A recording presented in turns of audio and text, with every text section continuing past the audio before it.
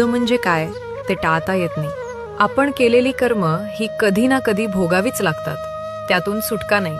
म्हणूनच असं झालं नसतं तर बरं झालं असतं, असं केलं असतं तर आयुष्य बदललं असतं, हे सगळं विसरून जा. कारण जे झालं ते तसंच होणार होतं. ते आपल्या पूर्वीच्या कर्मफळाचाच परिणाम असतं.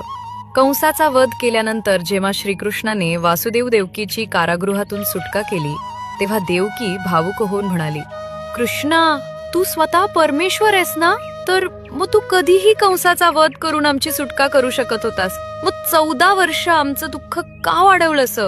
यावर श्रीकृष्ण हसून म्हणाले, माते, गेल्या जन्मी तू मला 14 वर्ष वनवासात का पाठवलं होतंस?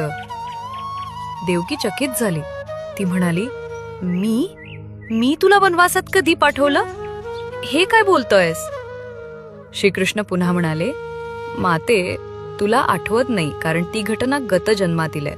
त्या जन्मी तू कैकई होतीस आणि तुझ्याच इच्छेमुळे मला 14 वर्ष वनवासाला जावं लागलं होतं.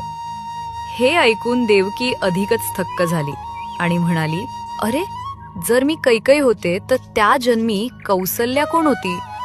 श्रीकृष्ण मंद स्मित करून म्हणाले, माते, त्या जन्मीची कौसल्या म्हणजेच या जन्मीची माता यशोदा, जिला त्या जन्मी 14 वर्ष पुत्रप्रेमाला मुकावं लागलं. तेच प्रेम या जन्मी तिला माझ्या बालरूपात लाभलं आणि तुला पुत्र असूनही त्याचं सुख उपभोगता आलं नाही. श्रीकृष्ण पुढे म्हणाले, माते, प्रत्येकाला आपल्या गतजन्मीच्या कर्मांची फळं भोगावीच लागतात. त्यातून देवदेवता देखील सुटू शकत नाहीत. मग आपण सामान्य माणसं काय? आपल्याला भोग आहे तो भोगून संपवणंच योग्य, कारण त्याशिवाय दुसरा मार्ग नाही. गतजन्मातील पाप ही भोग रूपानं समोर येतात आणि ती भोगल्याशिवाय नाहीशी होत नाहीत. कृष्ण वंदे जगद्गुरुम.